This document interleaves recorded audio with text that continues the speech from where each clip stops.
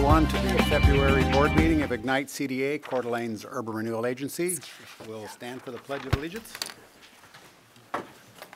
I pledge allegiance to the flag of the United States of America and to the republic for which it stands, one nation under God, indivisible, with liberty and justice for all. Thank you. Thanks, Jim.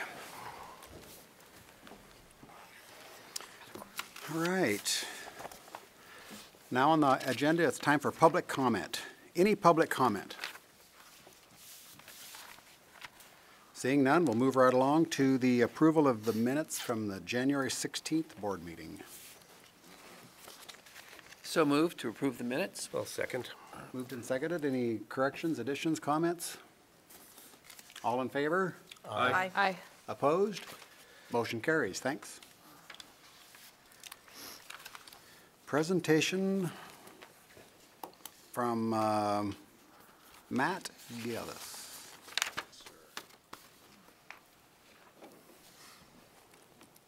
Well, good afternoon to the board. First of all, my name is Matt Gillis with Welch Comer Engineer. Sorry to those who heard this last night and are hearing it again. I was here last night, City Council, with the same presentation. But what I'm here to share with you is the City of Coeur d'Alene, Ignite CDA, and Welch Comer were honored from our peers, our engineering peers, with an award for Celtice Way through the American Council of Engineering Companies, ACEC. And I wanted to just share a little bit about the project, remind the board and the public what we kind of went through to get through it. Because it was kind of a big deal, because we received the first place award, which is the Gold Award, in the entire state of Idaho, which means our little $5 million project competed with giant interchange projects, bridge projects, and I think our project was unique enough and I'll say cool enough to where we were able to get the Gold Award, which we're proud of and we think you should know and be proud of as well. So what were we able to do? You remember Celtice Way, how it was, US 10, the old concrete roadway, real narrow, not pleasant to drive on, pretty sterile industrial area. We were able to take all that concrete, crush it up, use it, and recycle that. It's all underneath the new road now, so none of that was wasted. Provide a new driving surface, buffered bike lanes, that's what you see, right, buffered on-street bike lanes here in both directions, the entire length. And that length is between Hutter and essentially where the bridge crosses over the Centennial Trail or the Prairie Trail. And then also we have 12-foot wide shared use paths along the entire length, both north and south sides as well. We have 5 transit shelters throughout the project. We worked pretty closely with the transit folks at Kootenai County on these locations, and they're kind of the style of these pull-out areas. One of the unique features we were able to do on this project was harvest trees. Trees that were removed as part of the project were repurposed and constructed into these transit shelters. So these were the trees that came from the project, which we thought was a nod to the industry through that corridor. We were also able to, I'll say fix, but take another look at 2 major intersections in the corridor, Grand Mill and Atlas. This is an aerial photo of Grand Mill. Grand Mill was done the way it was done back when for good reason, but since that time the development to the north has increased tremendously, and of these hundreds of trips or vehicles coming out of this apartment complex, nobody can turn left to go to Coeur d'Alene, or couldn't go to Coeur d'Alene. They all had to take a right. So we were able to transition this into our region's first 2-lane roundabout. And I'll show you some video here. People are still getting used to it, and they will continue to get used to it, but I'm confident that it will improve and improve and improve. The other intersection was Atlas. We're looking slightly to the east, north is to the left. You probably remember how treacherous and sketchy this could be, having to make multiple decisions and to get into this refuge area before you crossed traffic. We transitioned, and hopefully you've had an opportunity to drive through, we transitioned this also into a 2-lane roundabout. This one's slightly larger because we have more trucks using the Atlas corridor. And as I understand it, there'll be landscaping placed in the middle of both roundabouts, perhaps this spring or summer. Public art, yeah. What did I say? Sorry, public art. There is landscaping, public art. So I think I showed you this video before, but one of the reasons we wanted to take a look at these intersections was the different movements, different decisions drivers have to make when they approach this intersection. This is actually Atlas looking to the southeast. If you're heading east, you turn left. You have to, hopefully you have enough room to park in here before you dart across the westbound lanes of Atlas. This transitions into this. Before I start this, this was right when we opened it, okay? We have temporary pavement markings. People are going slow. There was some hesitation. But as you can see, people are behaving pretty well. And what is really neat about it is there's very little stopping, complete stops. People are moving, which that reduces delay, which makes it perform much better. Any accidents that we do have at these are most likely going to be very low speed and minor, reducing the chances of injury. And then finally, I received a lot of question and, a lot of questions about you're never going to get a truck through here. The trucks are going to get jackknifed through. It's going to be a disaster. So we did a test. We waited for a big truck, which is right here. This is similar to a Walmart truck, 67 feet long. And we waited to see how will it drive through the smaller of the two roundabouts. And so you see this is temporary markings. They do straddle the pavement markings, which is fine. That's how it works. But everybody's behaving pretty well and understands what's going on. The truck does a U-turn. The back tires are on the truck apron, just like we want them to be. And he gets through, and the intersection goes right back to normal. So if you get questions about it, trucks can get through it, no problem. You probably won't get questions, but it's something that I think about all the time now. So again, I just wanted to remind you what we'd kind of been through and to thank you for letting us be a part of this. And congratulations to you. Thanks to you and your staff and the leadership, because it did get tough in the design phase, and so we appreciate you being there. And I have a little plaque here, which I think I'll give to Tony for him to hang in his office. Perfect. Mm-hmm. Matt, thank you very much, because it was a great design from Welch Comer, and it was a great partnership, and we really appreciate it. Look forward to the next one. Congratulations to you also. Mm-hmm. Thank you. Good job. Any comments or questions on that, or words of wisdom? Just, Yes, I it- drive it every day, and I am very thankful that it's different than it was before. Thanks, Matt. All right, now the Midtown presentations, the Midtown Ventures. Well, thank you. We appreciate, can you hear me okay there? Appreciate the opportunity to be here today. We spent a lot of time over the last year trying to put something together. I will apologize. My architectural team is in Las Vegas for their annual home show, and I got back late last night, so I'm not as prepared as I want, but I'll go through this, and if you'll probably have some questions at the end. Let's see here.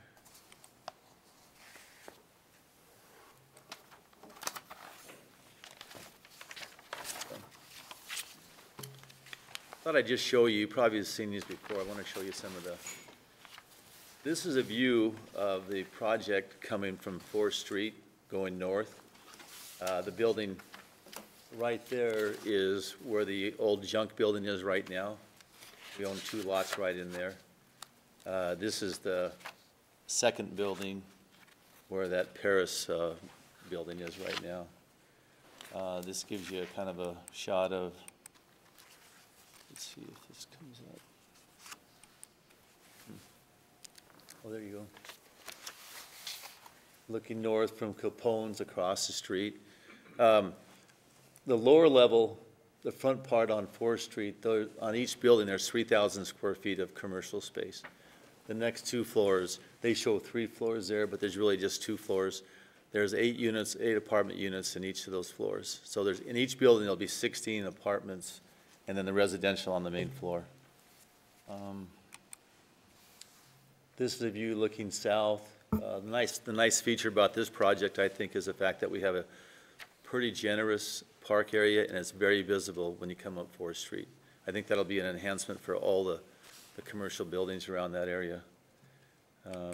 Lastly, this is just a view looking west on 4th.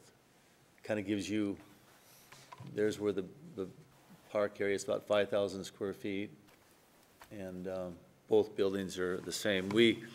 Our plan is to develop on the Paris site first. Now, I know you have a 3-year, I think, so we would be able to accomplish that in 3 years. We do the first project, get that done, and within 12 months, we'd start the other one, going through design and things like that. So our goal would be to be easily done with both buildings within 3 years. You know, we feel we have a real distinct advantage. I talked to Tony. I saw this project a couple of years ago when it didn't go together. I kind of know the reasons for that. I went in and talked to Tony. I got excited about doing something nice for the Midtown area. It kind of needs this. So we purchased the junk building. We did that without any contingencies or you know, trying to get the project, but we wanted, that building I thought needed to be purchased, it needed to be part of this project to really enhance what's going to happen to that area. So we've done that, and that building, we bought that, it's free and clear, and we're hoping that there alone will just add to the whole street. I can't imagine they could do it, but that the junk building there with a newer project, just in my mind, wouldn't be the best use of that property. You know, as far as, and I've been around here a long time selling real estate, I have not done an apartment complex. We've done a lot of office buildings, done a lot of residential development, but we put our numbers together, and obviously we can't spend all the money right now to have the plans finalized, not know where I could get the project, but we've done enough work to know that it's viable. We use $1 a square foot rent on the residential units, and it's viable at that. You know, if you look at the new building that Dave Rucker built, those apartments are about 580 square feet each. He rented those out immediately for $2 a square foot.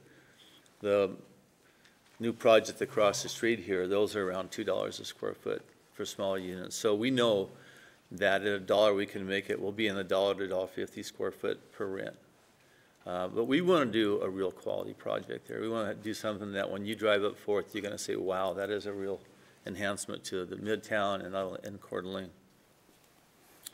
I think that's about all I have, really. I mean, I rambled through some things. I know we have 10 or 15 minutes, and I wish my other team was here to answer some questions. But if you have some, I think I can answer them for you. Questions? Mr. Mr. Chairman? Mayor? John, with the plan being to build on the Paris flea market site first, how would the public space be developed out as well as the parking along the alley? What would the plan there? So is there a stage 1 where you do the Paris building and then the public space, and then phase 2 would be the final building, or maybe just a little bit more explanation on the public space? I thought Ignite would probably want us to do that site first. So when we did that site, we'll do the park and the parking at the same time. Okay, so you would complete the parking enhancements to the north, do the building, and then the park, the public Correct. space? Okay, right. Well, we can, you know, your discretion, we can go either way. We could do the south one, but I thought you guys might want to have that done to get the parking done and everything for what you guys want to accomplish, so. All right, thank you, John. Okay. Thank you. Further questions, or? No, it looks nice, John. No, I appreciate it. I wish, Thanks for coming down. yeah. Well, thanks for being here. Thanks, you guys. Thank you. Thank you. Next presentation, DeChase Mixus? Close, yeah. Mixes. Mixes. Yeah, the Chase Mixes. Welcome. Thank you. Appreciate it. Appreciate the opportunity. I'm going to try and, my notes are on one, and I'm not sure how this is all going to show up. Okay. So That's no problem. we'll see what happens.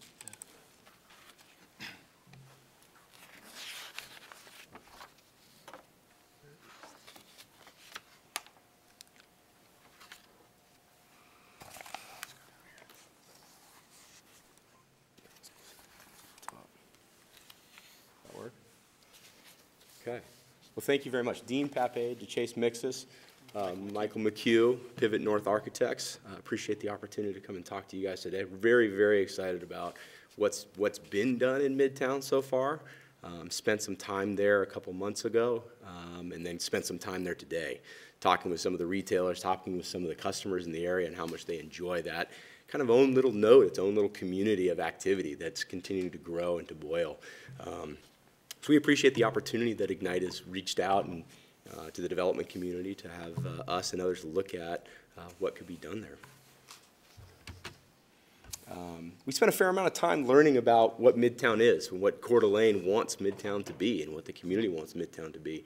I think it's important to point out that the zoning in the area specifically talks about the livelihood of what it wants to be, neighborhood business district with mix of uses, including retail, service, and residential. Storefronts should be relatively continuous along the streetscape within the core of the district. Housing would be encouraged both above and beyond those commercial uses. We'll go through how we think we're trying to meet all of those conditions.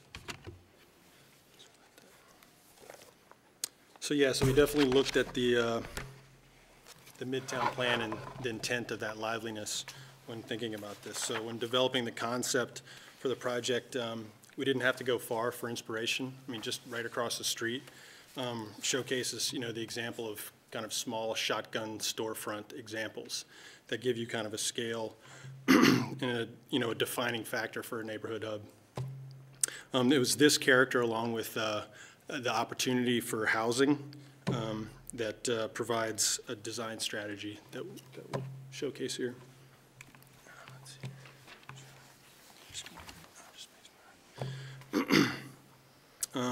So we're basically using the building, you know, putting the parking along the back, along the alley, so that's where you would access the parking, and utilizing the building form to basically screen that.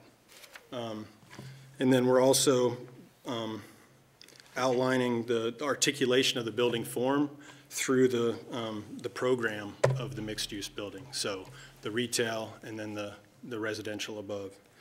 So by doing that, we're using the, taking that residential volume, which you can see in yellow here, again, just representational of form and mass here, not necessarily color scheme, but, and we're setting that back off of the street, and that basically creates a backdrop or a framework for the ground floor retail commercial component. And that really highlights that element. Again, mirroring the street side across the street. So one thing that, yeah, in regards to residential, a great design element of residential architecture is a porch. And so we kind of took this and scaled it up, and that's where we kind of see these elements that permeate this building and are basically the porches, if you will, for the residential units above. So when you go in, you kind of have that, and it's actually a window kind of through the building to the community, you know, and the greater surround, as well as it adds that connection between kind of, you know, permeability from 3rd Street or whatever, coming through to 4th Street. So with these porches, actually, that's fine. With these porches and windows to the community, you know, it gives us the ability to break up the commercial retail volume as well at the ground floor. So that gives us the opportunity for smaller spaces, allowing for a variety of retail opportunities. And I think this also kind of echoes what the neighborhood has in context with what's across the street. Yeah, so with that, the open space that we're kind of providing at the north end, as we're setting the building kind of back off the north end property line, is creating what I'll call kind of a retail alley, if you will. So it's, again, kind of connecting that parking lot that's on 3rd Street so you can walk through to all the commercial activity that's happening on 4th Street. And then along that, with the development of that open space, as you can see, we kind of have, you know, spaces of different configurations that can open out onto that with seating and landscaping and a defined pathway.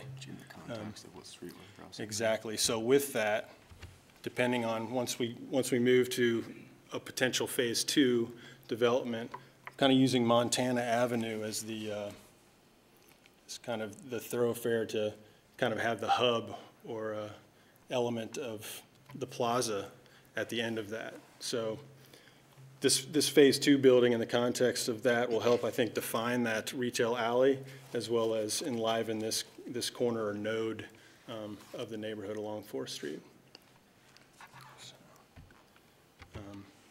And we definitely looked into, you know, the parking study that was done by Rich and Associates, and what the findings they had from there with the 5-year projection, the 10-year projection. It all looks to be pretty peachy in terms of, you know, there's definitely enough, seems to be enough parking. I mean, we know that it's an issue potentially, but, you know, looking at these sites, the 2 parking lots, the one that's shown in blue, I think, or in green, was a max of 63% at any high density at the max peak occupancy. And the one on 3rd Street, along 3rd Street, was, I think, only up to 27% ever during a peak occupancy. So, I mean, the main outlook or the main takeaway from this study that we saw was basically, you know, kind of is how to manage parking and strategies, as well as basically discouraging the development of any new private parking within the Midtown district. So that's what we would like to do moving forward. So,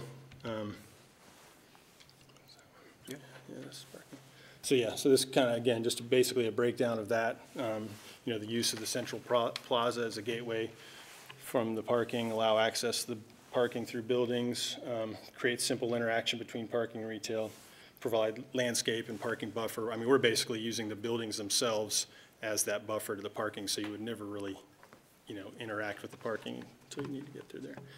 So, Yep. and then, That's good. Thank you. oops.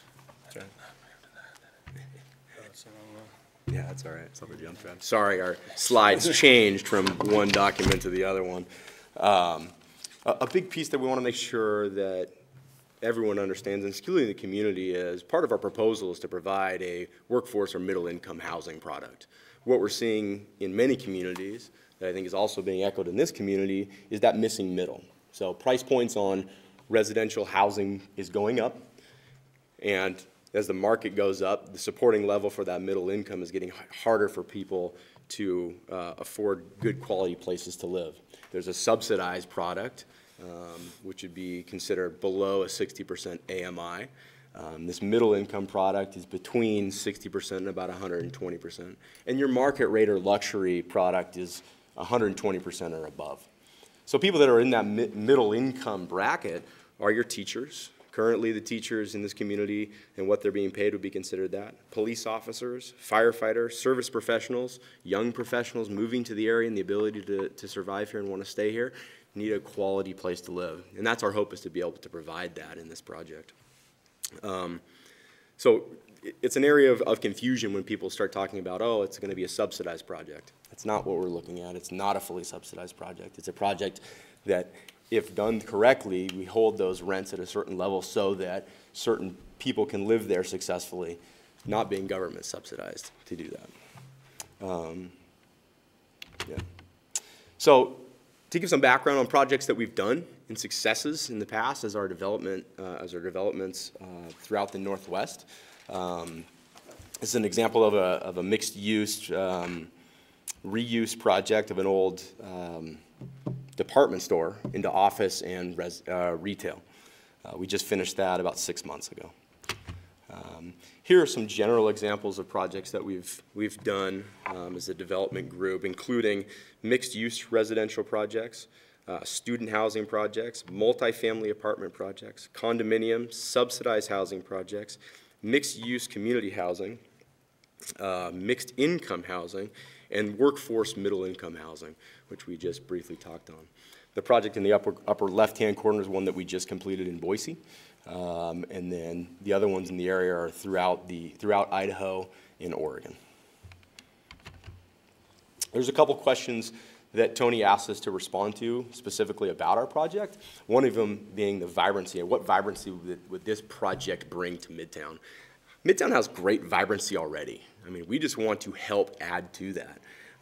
What we've learned in talking to people in Midtown is they like what they have, but they like to embrace the change that's coming. They know the change is there, and they want to be a part of that. Some of them actually built their businesses there 10 years ago, 12 years ago, knowing that it was going to come, and they have been prepared and they're excited about what it's going to be.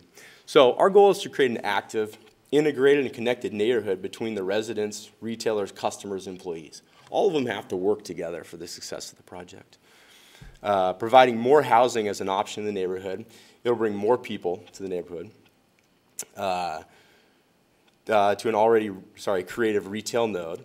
Residents will bring more activity through daily interaction with retailers. Retailers will expand and provide more options to support the residents. More activity in the neighborhood will, in essence, get a chain reaction. More activity will create more activity.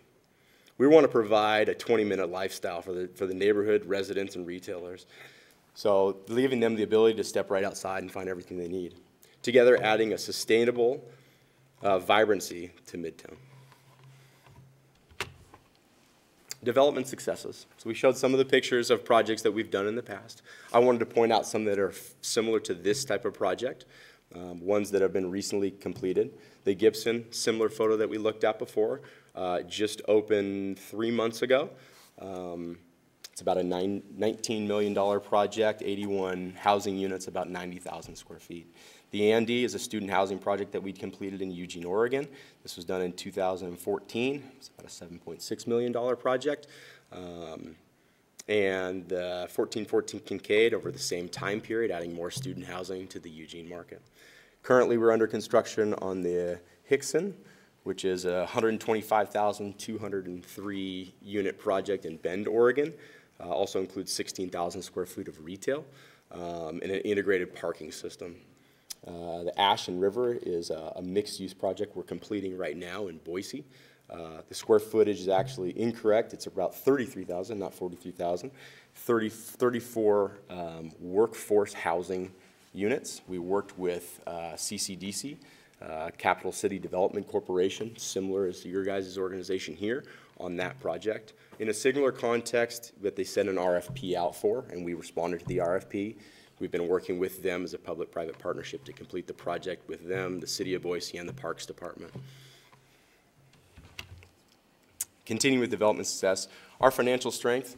Over the past 10 years, we've been about $250 million worth of development projects. We are a growing business. We have a total of 4 employees right now, including myself. Our intent is to keep that business about that size because we want to be a part of all parts of our project. So me being engaged from the start to the very finish and the closeout and part of the ownership structure going forward. I've noted, and in your packets, you have letters from each one of these financial institutions in support of this project. They've reviewed our proposal. We've talked through our development plan, our business plan with them, including our pro forma, to make sure that or they're providing us the right financial information to include in that, and then vice versa, letting us know that making sure that they can provide us substantial debt. All of our projects are set up differently in terms of how that equity and debt is structured.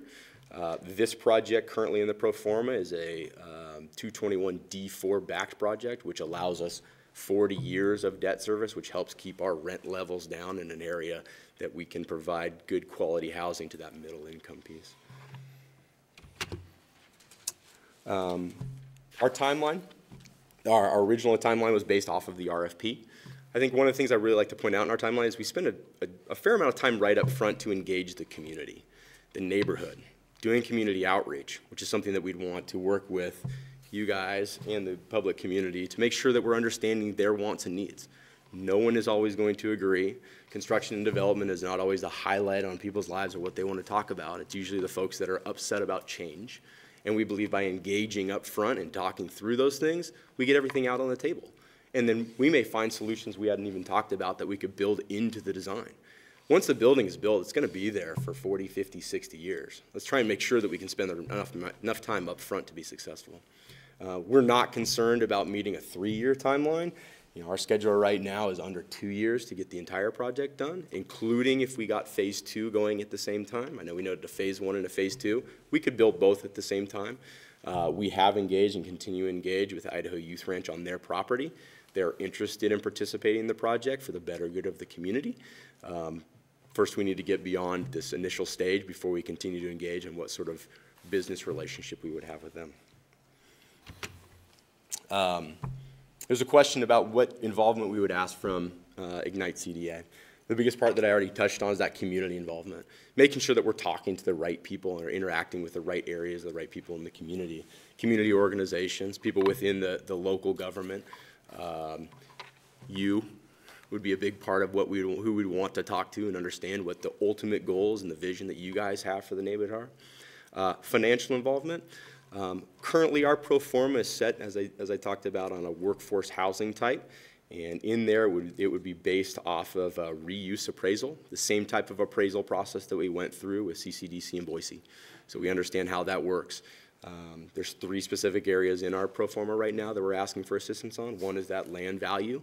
Another would be the value of the improvements in the open space and how that would be used. 2 of our projects in Boise right now have public parks in them. We'd probably want to engage in the Parks Department in the city to see if there's an interest in having a public park element included in our project and actually have them assist in how that design wants to be put together or what they're hearing or what they want. And then the public streetscape. You guys have done a beautiful job so far. Through the course of construction, likely some of those improvements that you guys have put into the streetscape will be damaged and will need to be replaced in some fashion. And then the contractual involvement. Of course, we're going to have some sort of contractual relationship between parties, between the DDA agreements, probably other agreements that we would need to have in place. With that, that's a general oversight on our project. We're really excited to answer any questions you guys may have or respond back accordingly. Mr. Chair. Brennan? Thank you for taking time to come up here and for spending some Thank time you. on 4th Street today. You mentioned you had an opportunity to talk to the community and learn about their views on Midtown. Curious if you had any specific feedback from the community on your proposal or design, So we didn't give them our proposal. Yeah, we just in general said, or the concept, I should what say. would you like? What would you not like? And I think the biggest takeaways that I took from our conversation is twofold. Yes, we'd really love to have more ground floor activity and residents living in this area, but then there's the pull of where's my parking going? So where is that balance?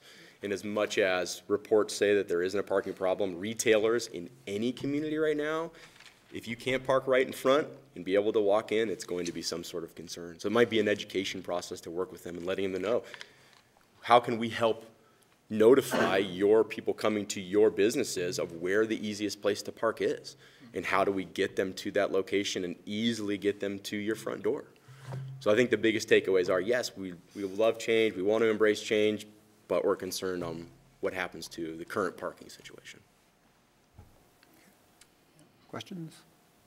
Comments? I have a quick another. question. Brad?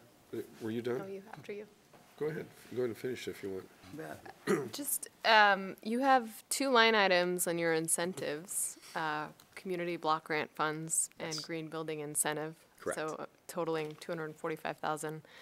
Can you describe a little bit on what basis those come from and your confidence in the ability to secure those, or if those change the viability of the project? Ultimately, the balancing act is going to be where we could keep our rent levels. You know, if we're unable to be successful, in conversations about community block grants, we think we can show that we're meeting the wants and needs of the community by keeping those rent levels at a certain level. And we're prepared and ready to engage with the city on how to be successful moving forward. Sorry, there was one other item that you were asking about. Oh, the green building incentive. Green from building Magesta. incentive is a Yeah. generalized incentive that we would go to one of the utility companies in the area and say, if we build to LEED certifications or Energy Star certifications. Are those incentives there? We've been successful doing that in other communities and believe if we would do it here, we'd be at the same sort of incentive basis. And have you had experience doing that with CCDC in Boise with the? CCDC doesn't give those specific incentives. with the So utility? Idaho Power gave us the incentives. Okay. Both the projects noted in Boise received incentives associated with green building.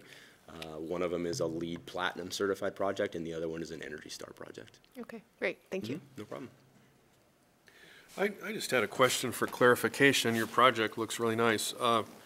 You talked about these income targets you're trying to hit for the people in the workforce category and so forth, and the 40-year financing. So is this tax credit housing in any way, or is it Nope. totally market-driven It's rent? not, so, for example, the project that we're doing with CCDC is workforce housing. And what we did associated with that is CCDC said, okay, we want it to be within 70 and 120 AMI.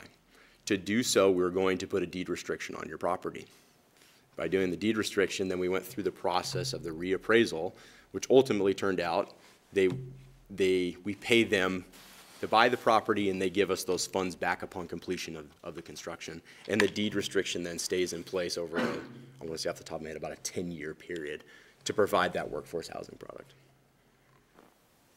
So is what you're trying to do, is yours market rent, but you're trying to design and size these apartments so you can be in that rental range for people in that income category? So you said market rent. Yeah. This would be a lower, below market rent. So Okay. again, for example, the project we're building in Portland as a two-bedroom market project right now goes for around $2 to $2.50 a square foot. Mm-hmm. Our project that we're doing in conjunction with CCD is $1.35 a square foot. Okay, thank you. Any further questions? Good-looking project. Thank you very much. Appreciate your time. Yeah, appreciate it. So last meeting, we had, last month, we put together a little ad hoc committee, We did.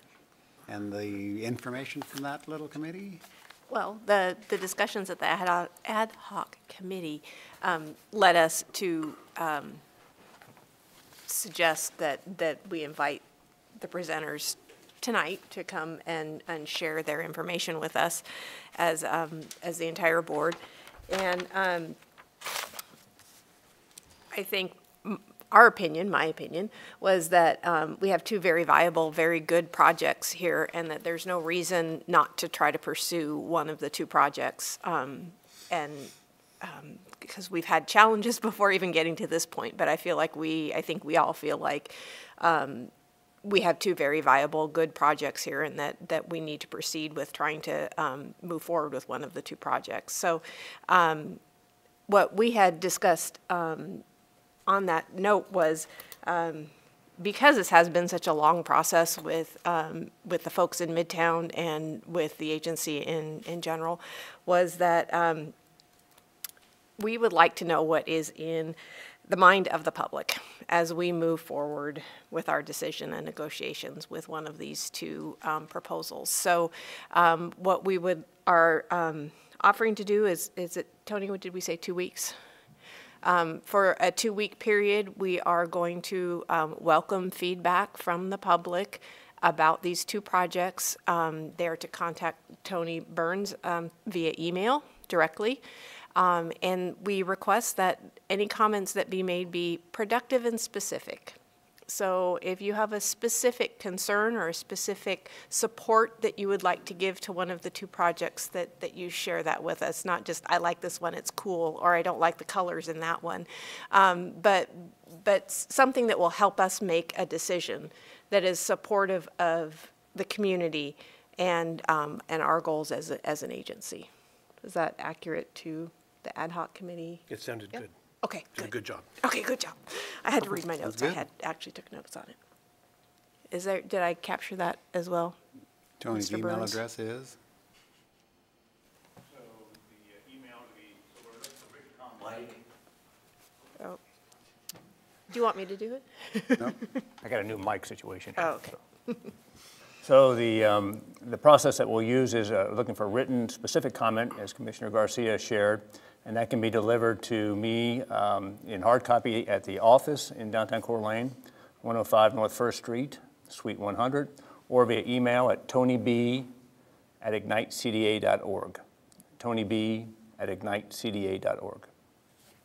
And Tony, are there any materials that would be available for people to review pursuant to what was presented tonight?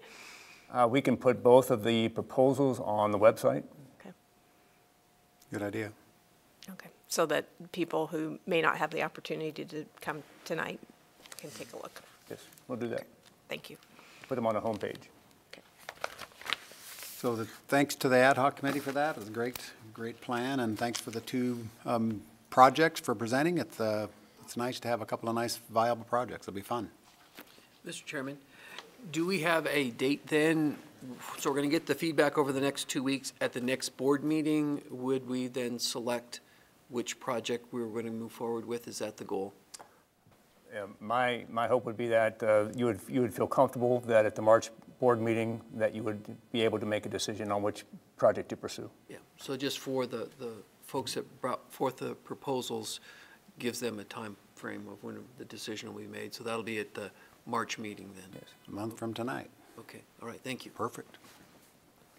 Thank you very much. Any further comments or anything on that topic? Thank you to both firms for your proposals and your thought and time and energy you put into this project. Thank you. Moving on, then next on the agenda is the Atlas Waterfront Public Space Concept Updates. Phil Boyd. Thank you, Mr. Chairman. And also, before I get started, thank you for your little part also in the Matt Gillis presentation. I'm not sure if you had anything to do with that, but I was moral support. sometimes that's important. Yeah, there's a lot to be proud of there. I know Matt and his team worked a tremendous amount of hours and effort and working with the city and Tony, and there's a lot to be proud of there. So it's a really neat project. It really was. So that landscaping and stuff then, blossoms, that'll be Yeah. quite the project. That was a neat drone shot too of that truck coming through there. So. I appreciated Councilmember Gookin's question last night is how long did the drone have to sit there to get that photograph? Yeah, 20 minutes. So I was going to give a brief presentation, just a status report update so the board knows where we're at in the process. And Chairman Hoskin, if it's appropriate, I'm glad to take questions during the presentation. So this one is the kind of the one that shows what's been happening here. We've been doing a tremendous amount of meetings, starting with some back in December, the traffic impact study, Centennial Trail Foundation, working with regulatory agencies on the shoreline stabilization. Our FERC's Parks and Rec Commission meeting, been meeting with the city planning staff on the development standards. We have a steering committee that the mayor and Chairman Hoskins had appointed to guide this, a smaller group. And our last meeting that we had was with the pedestrian and bicycle committee at the city, getting input from all of these groups. The next set we're going to move into here are what is shown in the light blue. The most important one, I would say, is number 8, which is our open house on Monday here in this room, I believe 5 o'clock or 5:30. Should have put the time on there. And then there's some other meetings moving on. I'll point out also the number 10 meeting, no, sorry, number 9. That's also next week on Thursday, the 28th. And you'll see some of this content later, where we're having a workshop with the Planning and Zoning Commission and Hillary's staff. Hillary and I have been working on this because the development standards are a little bit, maybe they're not super new to the planning staff, but the Planning and Zoning Commission. But they're very important to this project, particularly for the board here. So we want that to be a well-understood process. And Hillary set up a good workshop meeting with her commission. There's a regular meeting later on in March.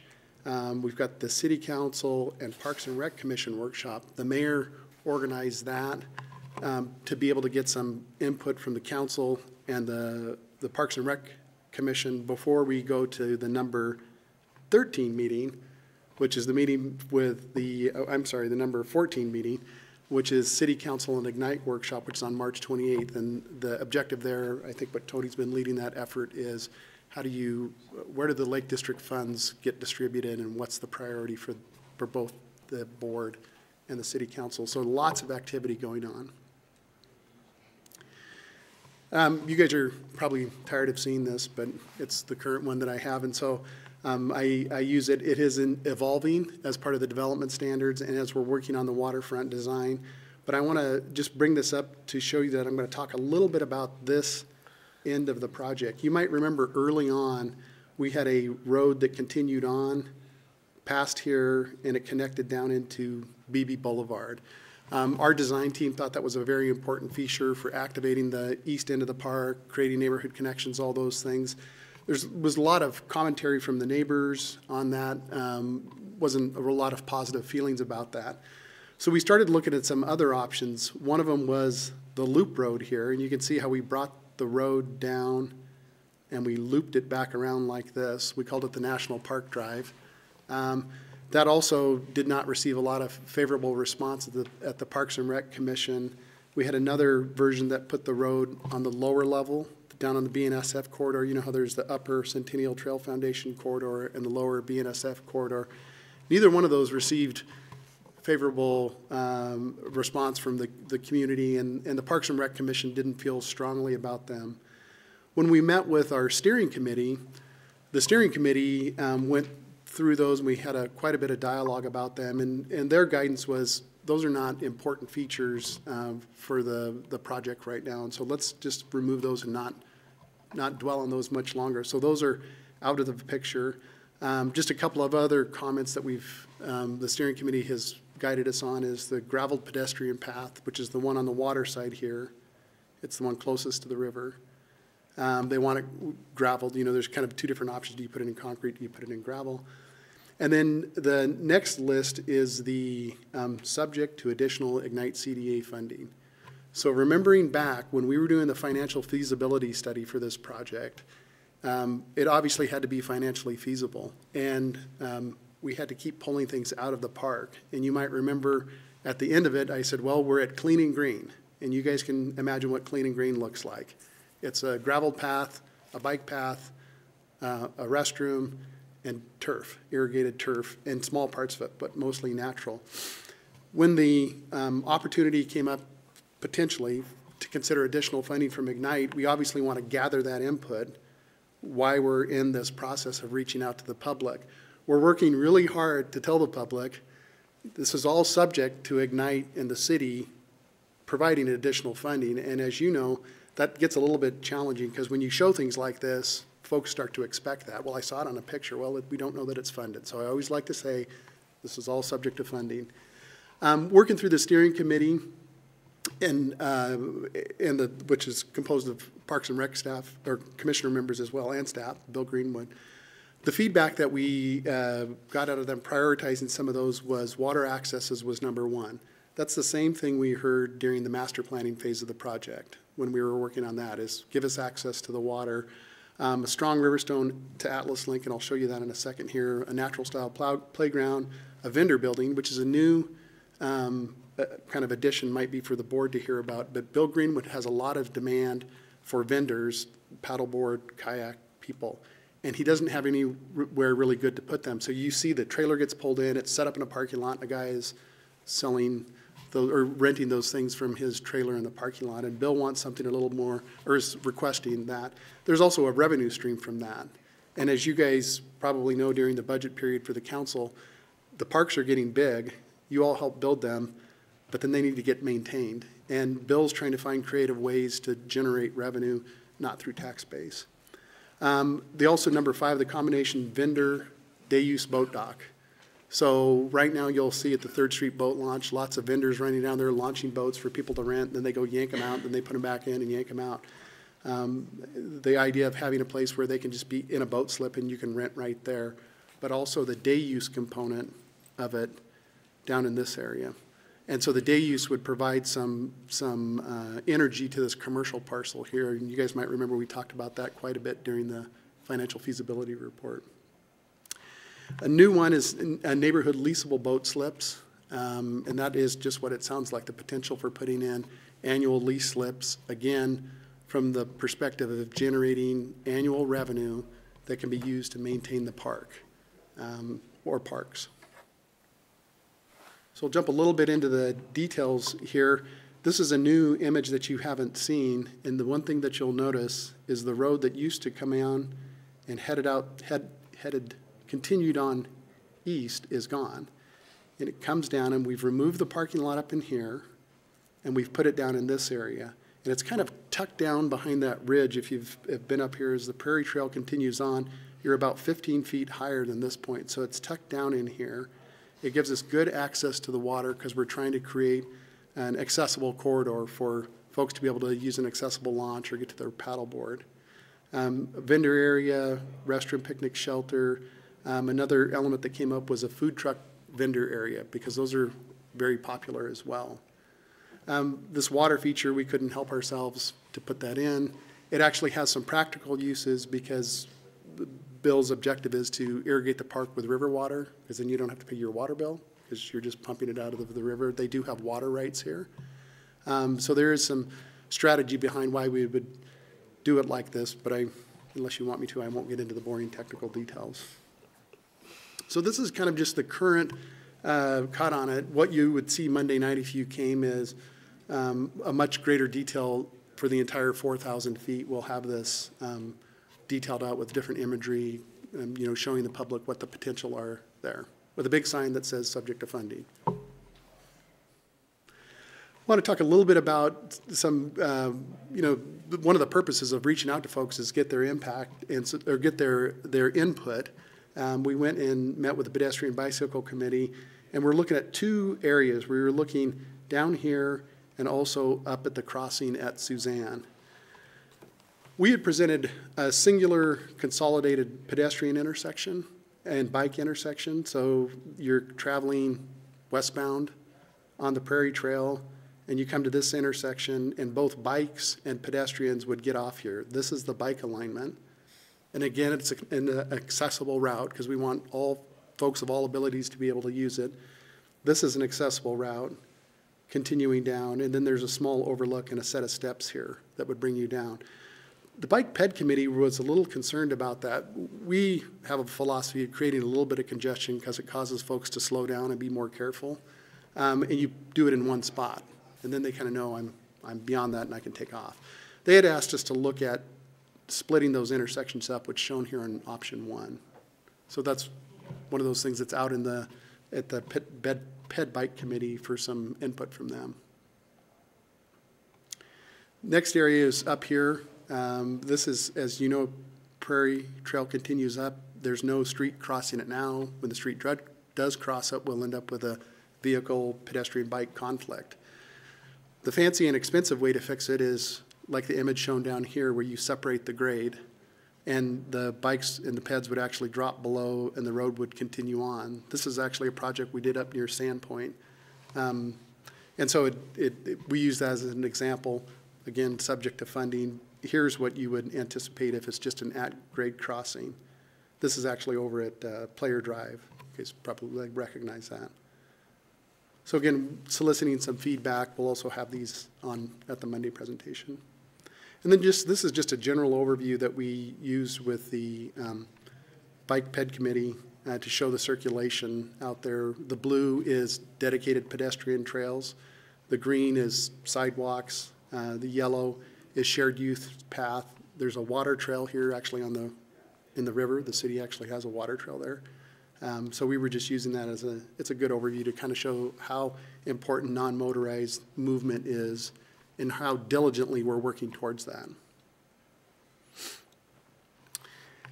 Moving on to the next part, the development standards. I'm going to kind of quickly move through these. Remember, the objective of development standards is to create a neighborhood that has a high quality, has some flexibility into it. The quality will be there, and the buyers, the developers that come in and buy parcels, know what they're going to get themselves into. From Ignite's standpoint, it's important for you to have a set of criteria, just like what you saw here tonight for Midtown, that you can evaluate proposals on. Because it's, here at Midtown, you're dealing with one parcel. Here you're dealing with potentially 420 units in this area. So the development standards will need to be very thoughtfully done, but they need to be flexible. These are just some quick excerpts out of the draft that we'll be presenting to the the Planning and Zoning commission next week. You can see how we kind of identify the areas, give a little imagery of what it might look like. Everyone can quickly guess where that is. And, you know, identifies the different detailed block features. We'll talk about the different features that we would like to see exist in each block. Lots of details about the zoning, how big is the building going to be, where are you going to access it, is it in the front or is it in the back? But this is one of the most important things, and Tony, during the feasibility study, beat this drum pretty hard, is making sure that flexibility exists within the blocks. Because the objective is to sell an entire block to somebody. But you want to provide them ideas of what can be there that you find acceptable and that the city of Coeur d'Alene has already determined to be appropriate for the zoning there and through the PUD. And so we're going to present these ideas. And so if you're a townhome guy, you could do that. If you're a single family home gal, you can do that. And if you are one that wants to do both of it, here's another scenario. So we put those in the development standards with the objective of providing clarity, certainty, criteria you can evaluate against. Also some stuff about the blocks themselves, where the corridors will be that have to exist as far as public movement, that non-motorized circulation map I showed you previously. And then just alternate layouts that might exist in there. This actually happens to be down, the park is right here. And so this is one of the main roads coming into it, and you're looking right out to the river. You might remember this used to be all residential, and as we were finishing up the master plan, Hillary had pointed out a pretty strong indication that, geez, we should really think about, can we put some more commercial in here and make it viable? Which is the challenge, to make it viable there, because it's just a challenge. But we're coming up with different scenarios to provide some ideas of what it might be commercial or perhaps housing on top of it. The grades allow some pretty creative parking configurations to exist in here. You can kind of see what the cross sections might look like to try to retain some views out to the river. So there's quite a bit of work that goes into these. Again, more imagery to present what the city and the Ignite as the developer find appropriate, or their master developer, in different types of the building types and configurations. So quite a bit of detail here, and I just wanted to, I sped through it pretty quickly, and I just wanted to show you where we were at in that process, and we'll be working through that with the Planning and Zoning Commission on Thursday. And again, more imagery. So that's the quick run through that, Chairman Hoskins, and I'm glad to answer any questions that might come before me. Phil, it looks fantastic, so thank you. It really does, Phil. Thank you. Comments, questions, concerns? He loves concerns. Mr. Chairman, I just wanted to thank Phil and his team for being very flexible. They've gone through several versions of this plan in reaction to public comment, but you guys have done a great job of pulling all those public comments together, and I'm seeing maybe a finished product here with probably a few tweaks along the way, but I really like the latest version. Thank you. Yeah, the built-in flexibility is really neat and key. Yeah. So. And to the mayor's point, you know, when you get into these projects, as we roll concepts out, and the first thing folks see, no matter how many times I say this is a concept, but it's subject to change, and so provide us your content. As you guys know, there's lots of folks get animated and excited about it, which is part of the process, you know, and they always say to me, you know, I'm not mad at you. And I said, I don't think you're mad at me. That's my job, is to listen to your input. And then we get good guidance from the group and our steering committee, and it's helpful and hopefully headed in the right direction. I think you are. Okay. Anything else? All right. Thank you. Thanks, Phil. Thank you.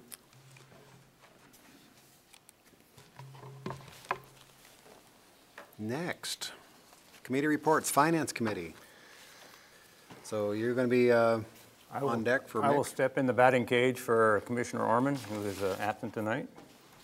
So we'll chat about the financial statements for January of 2019, starting with the Lake District. On the balance sheet, under assets, the Lake District experienced a $732,262 increase in cash assets from December month end, due primarily to the large county increment check received in January. Under other assets, the Lake District 2016 Series Note Reserve Account, we had an increase of $106 for the month of January due to interest.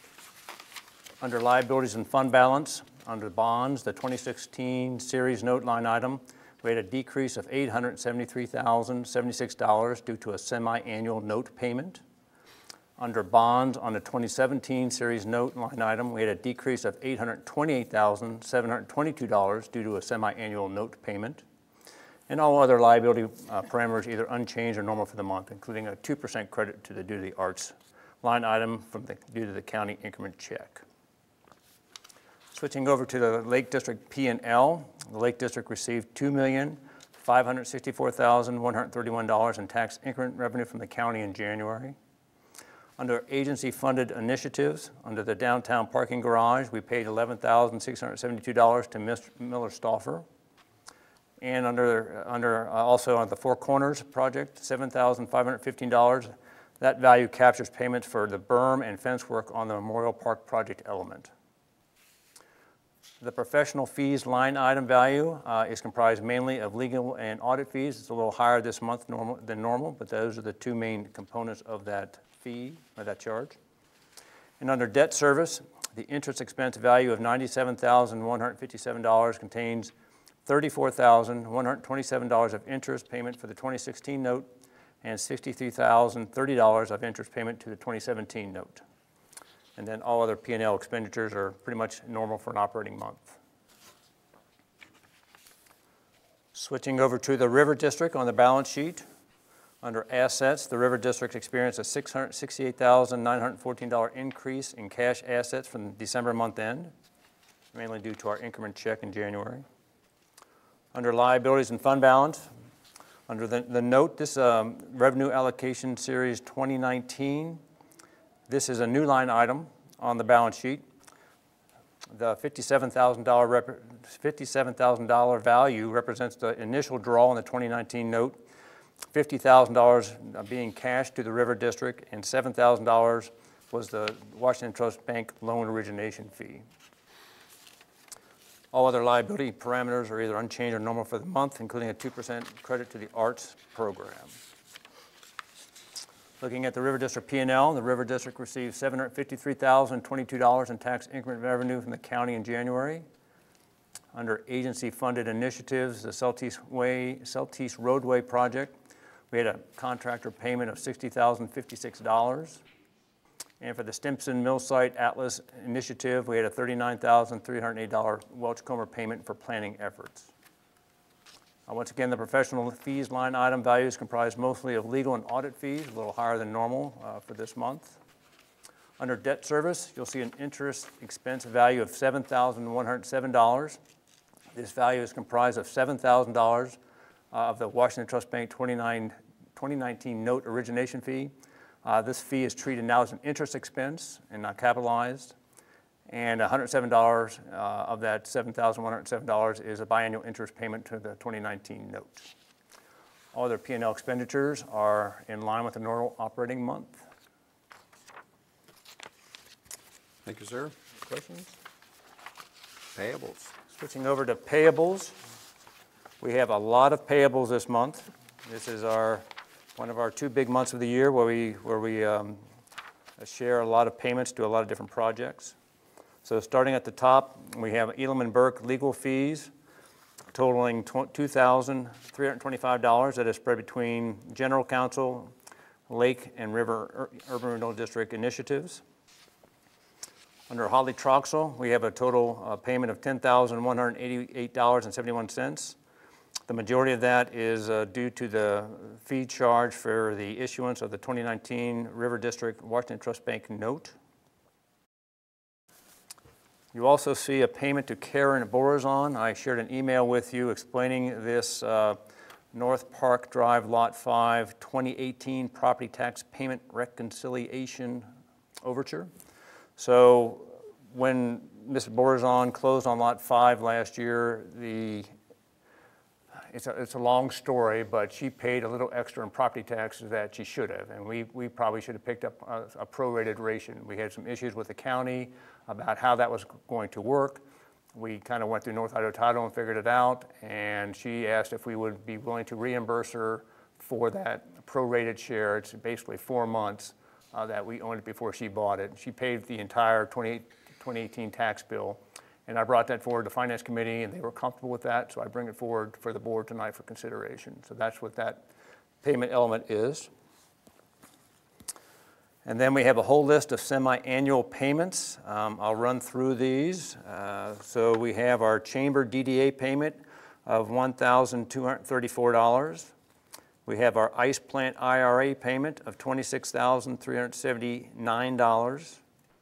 We have our 609 Sherman Avenue Loft IRA payment of $17,024. We have our Riverstone West Phase 1 OPA payment of $182,358.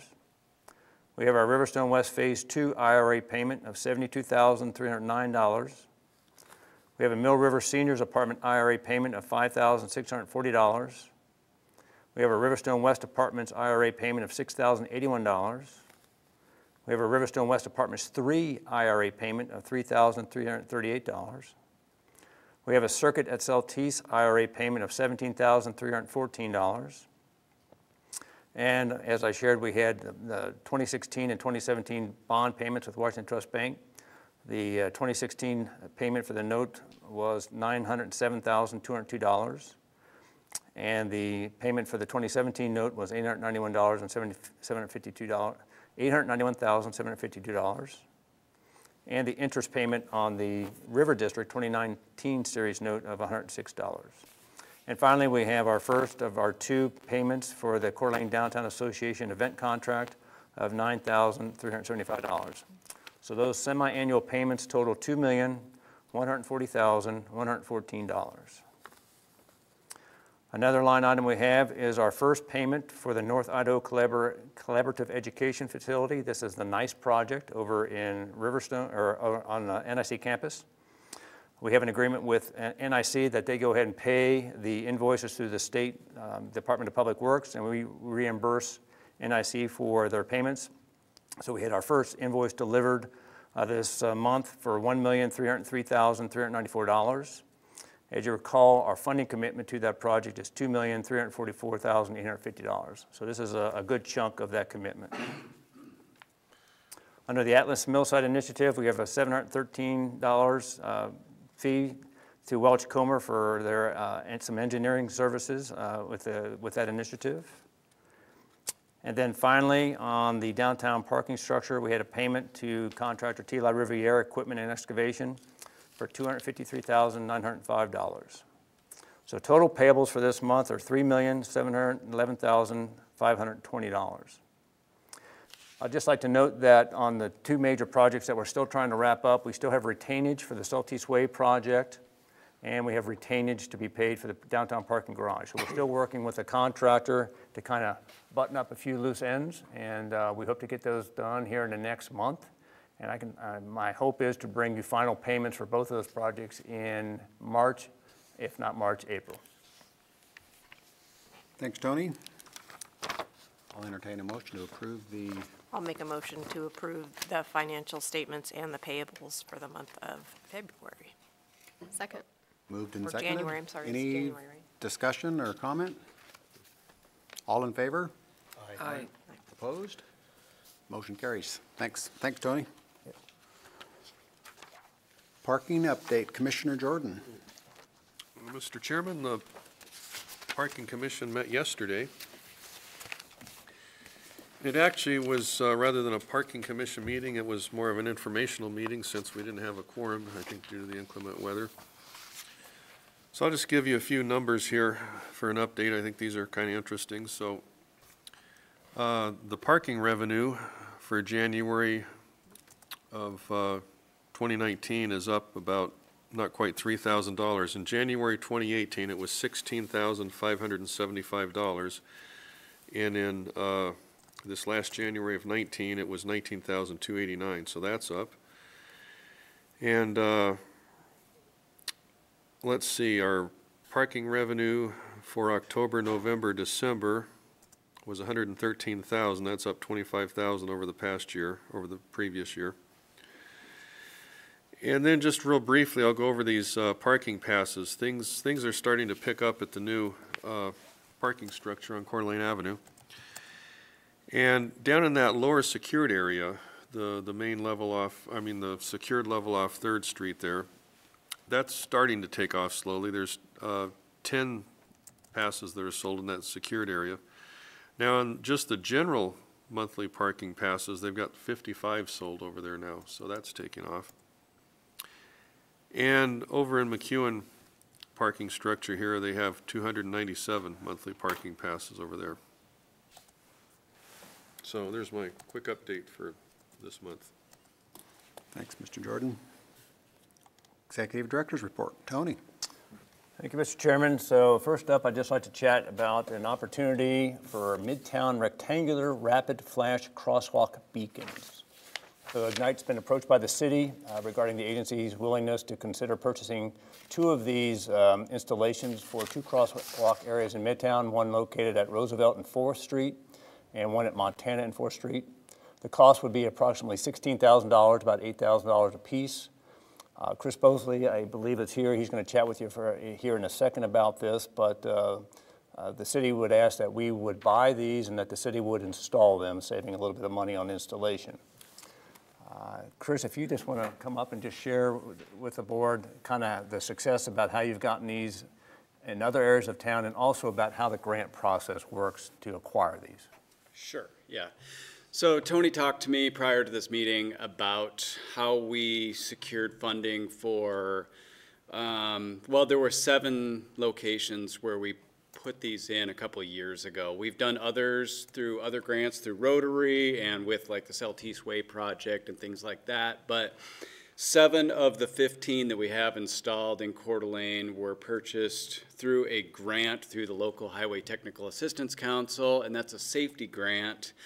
The way that grant works is that you would have to have a debilitating injury or a fatality at a location to warrant those for that grant to purchase those. Fortunately, we didn't have any fatalities at the locations where we put them in. They were all what they consider a type A injury, which is a debilitating injury, which is very unfortunate, but that's the reason why this money goes towards those kinds of things, is to improve the safety at those. So Tony asked me, is there an opportunity for that at these locations? And as it stands now, no, that grant wouldn't cover that, because that's how we got the one funded at the transit stop there across from the Safeway. That one was included with that grant because there was an injury at that location. At Roosevelt, Montana, the safety records recently have been a little better, so we don't have that opportunity. And those grants can take quite a while to come in with the grant cycle. You know, it would probably be the end of 2020 before we could get those installed. So if Ignite was willing to partner with the city of Coeur d'Alene on that and fund those 2 locations, I think it would be a great opportunity to improve the safety across for people who are crossing the street at the new parking lots, and also with the developments that we saw the presentations about tonight, to get to the east side and back on 4th Street. We know that Capone's has done a lot of work out there with putting the little green turtle-looking guy out there with the flag and cones and things like that. They have flags put on the poles for people to carry across, but after a few libations at night, people tend to take those flags home with them because they think it's funny. And then up at Midtown Pub, T.W. Fisher's location, he's also put out cones and things there, and he said sometimes those get hit by cars and drug all the way down to Safeway. And that's where he'll find some of them occasionally. So anyway, to make a long story short, if Ignite was to purchase those, which are about $8,000 per location, the city would then install those this spring or summer to improve those locations for safety. So I would stand for any questions you have about that. Questions for Chris? I think it's a great idea. Public safety. Mr. Chairman, I guess, Chris, would probably be helpful too if you could, and I know everyone's really busy, but if you could pinpoint, I would imagine it's Tim's crew that's going to be installing them. Yes. If we could kind of get an approximation of a installation date, that would be helpful. You know, if it's, as you know, and I'm sure he's scheduling all his work through the spring and the balance of the summer, if you could give us maybe, and just communicate with Tony so he can inform the board on an installation date, and, you know, and maybe just a window within the first 2 weeks of May or something like that. Sure. That'd be helpful. Okay. This is not related at all to the parking plan that was recently performed by Hillary's team, or? I know there was the parking study and then Hillary was doing the. Well, it's peripherally related to the parking lots that are there at 3rd and 4th Street, which were part of that plan, but it wasn't a direct result of that parking plan. This is not an outcome of that then? No. Okay. This one requires board action. Mr. Chairman, I would make a motion to approve Ignite's partnership to provide the crosswalk beacons as presented. Second that. Moved and seconded. Any further discussion?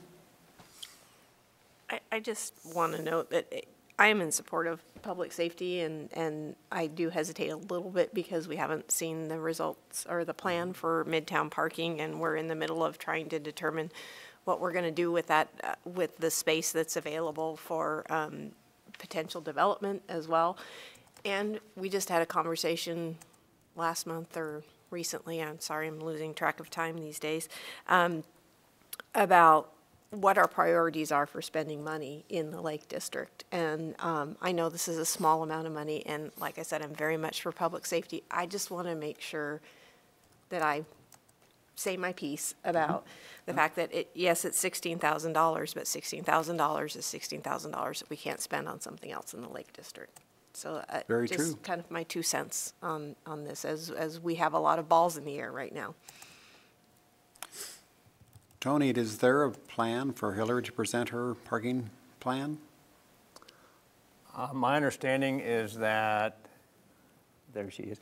My understanding is that Hillary and her team are going to come back to City Council with more formal recommendations in March, and then that she'll come and visit with our board thereafter. After that? Okay. Sounds good. Any further discussion on the motion that's on the table? All in favor? Aye. Aye. Opposed? Nay. Motion carries. Was that a nay? Mm-hmm. Okay.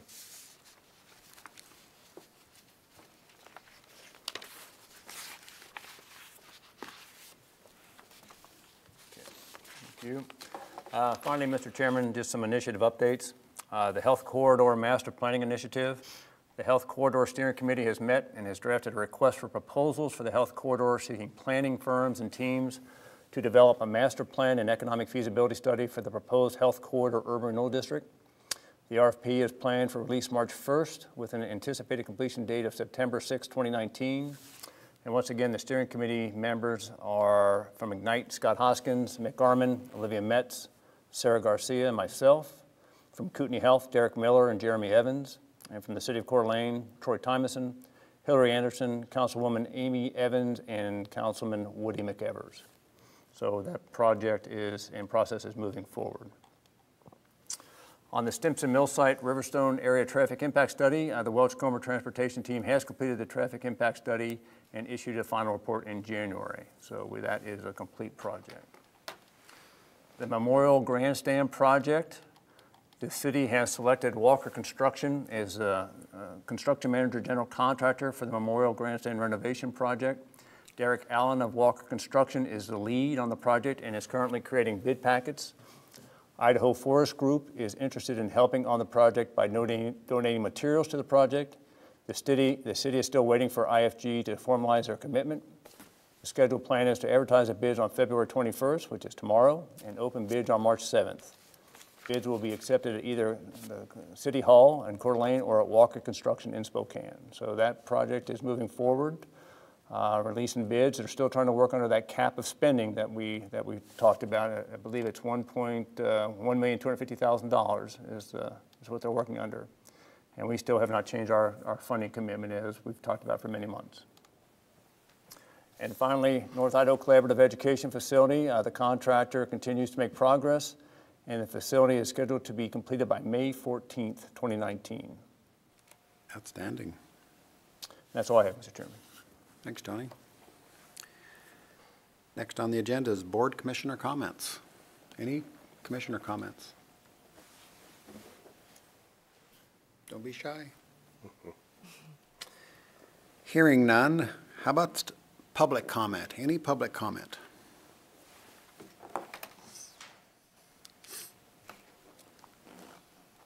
Hi, my name's Chet Gady. I want to tell you guys, I think you do a great job, but I am not going to volunteer to be a fatal or debilitating accident so you can get your grants. I'm not going to do that.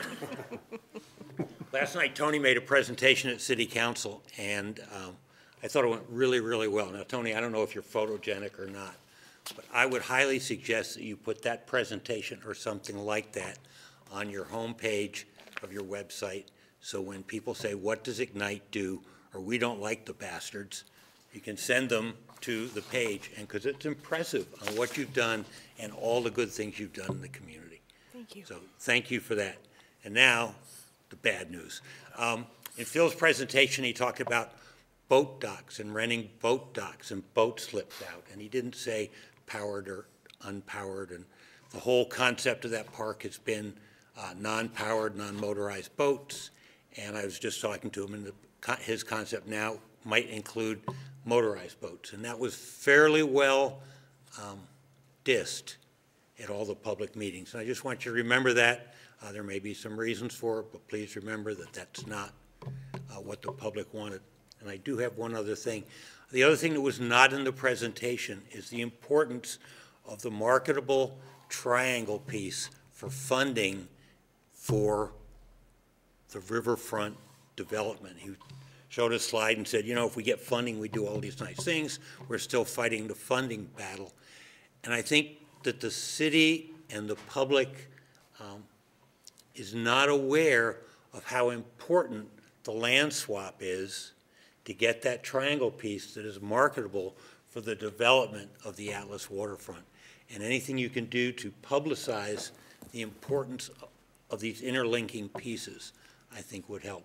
But I think you guys are great, and thank you very much for being here. Mr. Chairman, can I address that?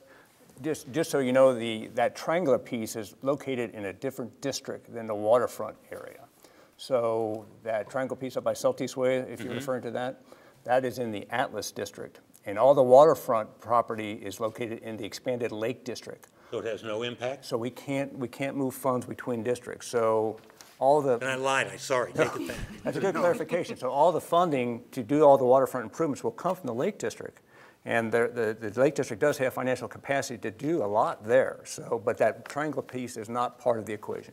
Okay, so that's part of the equation of development of the Atlas site. Okay, so I take it back, and I apologize. No, Well, thank you, Mr. Mayor. If I could support Chet's opinion a little bit, is that land swap would be with the city. So the city would swap, if it goes through, may not go through, nobody knows. But they would swap the railroad right-of-way for the triangle piece, so it'd be a city issue, and then the city could surplus that piece of property. Those funds could then go back to the city, which could be in turn spent on any park project or any project the city might have. So it could indirectly impact what you're talking about. So you're not. So I'm not totally not wrong. totally wrong. Okay, Yes. just slightly confused because you guys are really coming. Yeah, but Tony is right. It is in a different district. So for this board, never mind. Mr. Mayor, Okay. publicize how important that is, that land swap because that land is worth something. I know that the railroad property going through the river's edge is worth something too, but not to very many people. Whereas the land, the triangle piece is worth something. So thank you very much. Phil would love to have that triangle piece in his whole planning repertoire there, for sure. Let me up there. Yeah. Gave me bad information. Any other public comment?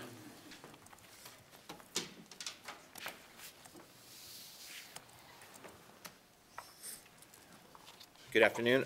Greg Johnson, Midtown resident for 22 years. Now I live at a little further down the street in downtown. But Midtown's been a passion of mine since I've spent 22 years there.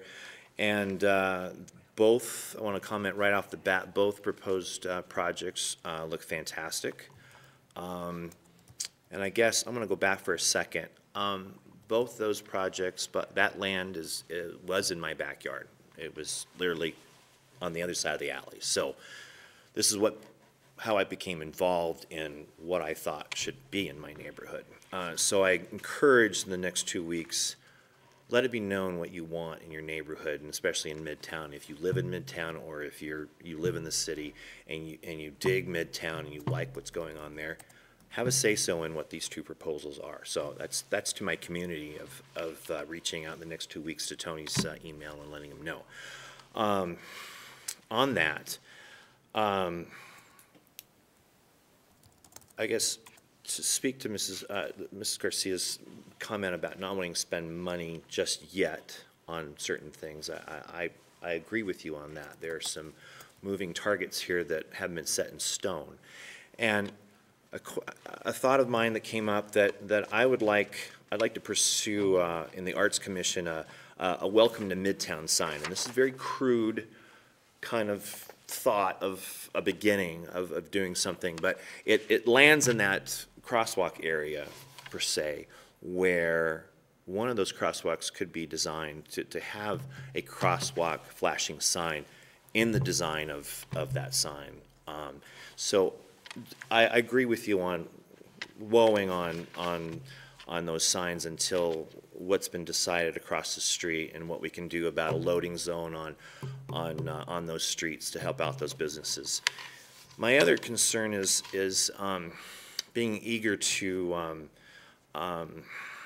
move money around and expand districts and look at other shiny objects and not finish what we started in Midtown. I think it's really important to urban renewal is urban renewal.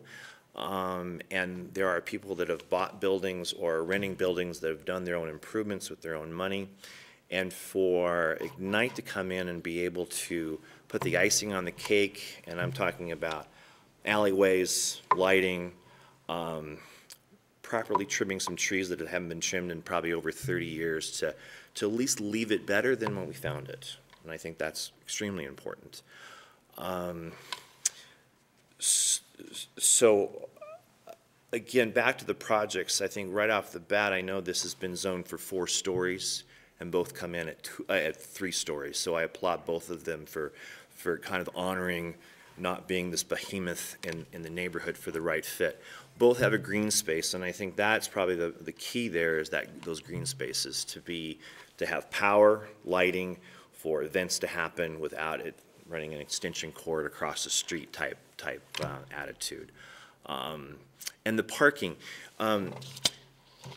there was talk about the permit parking, and which I'm in favor of, but I'm also intrigued by something that was said on the sandwich board sign for the 3rd Street parking. There's more information on that sign that's a hot mess that is all over the board, and it was keyed in on 11 p.m. to 6 p.m. no overnight stay or parking or whatnot. So people were deterred to even park there, thinking that it would be at Capone's a little later or at Angela's a little later. So no one really parked there. I think I fed that in correctly on that. So how people can be easily deterred by not parking somewhere by even reading the wrong information or reading the information incorrectly. So my point is on the permit parking, those 3 streets that we're looking at giving some relief to those neighbors, is that are we able to start off with some signs that say permit parking, violation ticket, or something to be had by that? It's almost like having an alarm sticker in your window, but you don't have the alarm system. It's a deterrent. People will always go to an easier place to park or a place where I'm not going to get a ticket. There's nothing that says they can't get a ticket if they're parking there. So if there was a deterrent of a sign or something there to help those neighbors out, I think that would be a way to go on that. So I'm I'm rambling a little bit, but anyways, I like where we're headed, and I guess it's taken 15 years, 12 years, 15 years to get here. There's been it was a bumpy, rough start, and I think we're in a good zone right now. So, again, I encourage my Midtown residents to speak out and be vocal about this, and give praise where praise is, and critique where it needs to be. So, thank you. Thanks, Greg. Mr. Chairman, Tony. just one comment on one of Greg's points is that the issue of that time frame on the sandwich boards up there for parking, I've already talked with Diamond about that. We're going to take that off, the no parking from 11 to 6. That was confusing to people. So we're just going to have left on the signs, no overnight parking, and remove those time frames so that we'll remove some of that confusion. So that's being done right now. Okay. Any other public comment? Well, thank you all very much. I'll entertain a motion to adjourn. So moved. Second. All in favor? Aye. We're adjourned. Thank you very much. Thanks, Scott.